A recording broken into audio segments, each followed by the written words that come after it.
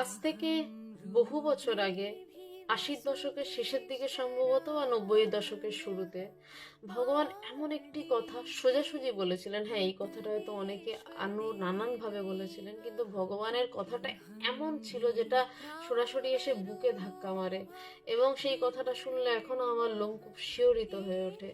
ভগবান বলেছিলেন, আমার ভাব এই যে আমি পাথরের ভগবানকে গুঁড়ো গুঁড়ো করে মানুষের মাঝে মিশিয়ে দিয়ে যাব, এতে যেন একচেটিয়া কারোর অধিকার না থাকে। ভগবান কালী পুজো করেন, ভগবান নিজের হাতে মাকে প্রণাম করে মাকে জাগ্রত করেন। যেখানে ভগবান নিজের হাতে মায়ের কাছে খাড়া তুলে দেন, তাহলে কি তিনি মূর্তি পুজোর বিরোধী, যে বলছেন পাথরের ভগবানকে গুঁড়ো গুঁড়ো করে মানুষের মাঝে মিশিয়ে দেবো যাতে কারোর একচেটিয়া অধিকার না থাকে? আসলে দুটো বিষয়। এখন এক শ্রেণীর একটা অদ্ভুত মানুষ আমরা দেখতে পাই, যেখানে তাদের কথাতেই যেন ভগবান ওঠেন এবং বসেন, কিন্তু আমরা আসলে বুঝতেই পারি না যে এই ভগবানকে খোঁজার জন্য আমরা এই সব মানুষদের কে ধরে তাদের কাছে যেতে চাইছি। সেই ভগবান আদতে গুঁড়ো গুঁড়ো হয়ে আমার ভিতরে প্রতিটি অণু